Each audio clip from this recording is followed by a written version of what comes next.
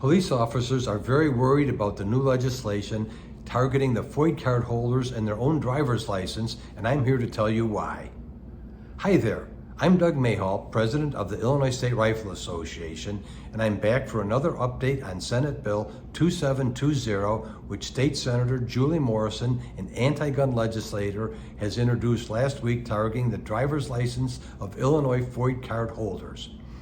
And in the last week since we posted the original video, we have gotten many calls and messages from concerned law-abiding gun owners throughout the state, including many from police officers who are very worried about their FOID cards being revoked without due process and the impact that would have on local communities and their ability to protect those communities from danger. What do I mean by that? It's no secret that there are many anti-police groups out there who would want nothing more than to see them fired from their jobs. And under the red flag law, if a police officer or anybody is falsely accused and on ex parte cases filed against them without their knowledge and their FOID card is revoked and they can't get a hearing for at least 2 weeks, then that police officer cannot drive a car, loan a squad car, or even carry a gun. And what's going to be the impact of all that? Communities become less safe because fewer officers are on the street, and at a time when crime is on the rise and police departments are experiencing staffing shortages. We need more officers on the street, not less. Another major issue that concerns FOID card holders here in Illinois, including myself, is that over the years, many gun owners of Illinois have had to deal with errors in the Illinois State Police FOID database and delays in processing them. And now Senator Morrison is relying on these same databases for the data to enforce her proposed legislation. It's no secret that the Illinois State Police is experiencing staffing shortages, but throw in a faulty database on top of that, and that spells disaster for Illinois FOID card holders. And it was only a year ago that residents were waiting a year and more for their FOID card renewal.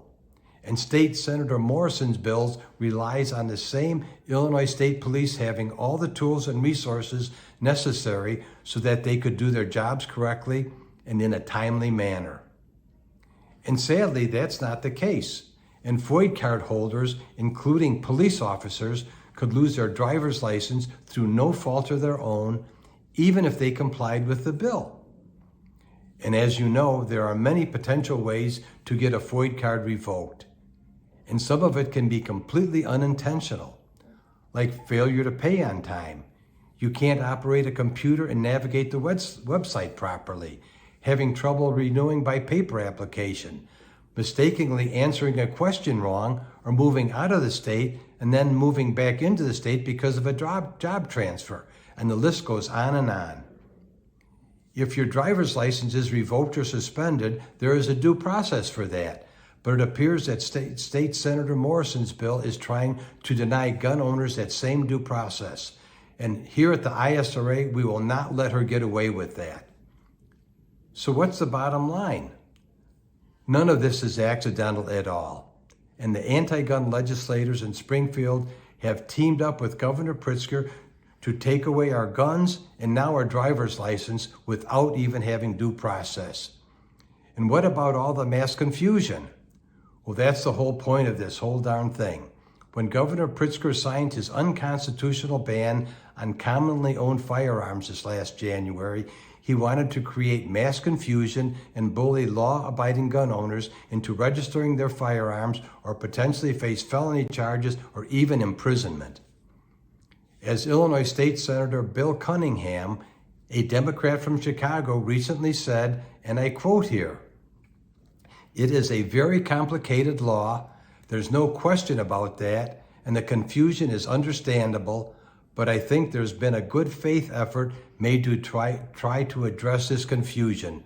End of quote. Good faith effort? Come on, who the heck are they trying to kid with that? Rest assured, the ISRA will not rest until our right to bear arms is restored in Illinois, and we will continue our fight and oppose legislation like Senate Bill 2720 and so many others like it. If you are currently a member, you are supporting these efforts, and we thank you very, very much. If you are not a member of the ISRA, now is definitely the time to join. We need the support of every firearm owner in Illinois. You'll be hearing a lot more from us in the coming weeks and months ahead. Please like and subscribe to our YouTube channel so you can stay ahead of the latest. Thank you very much.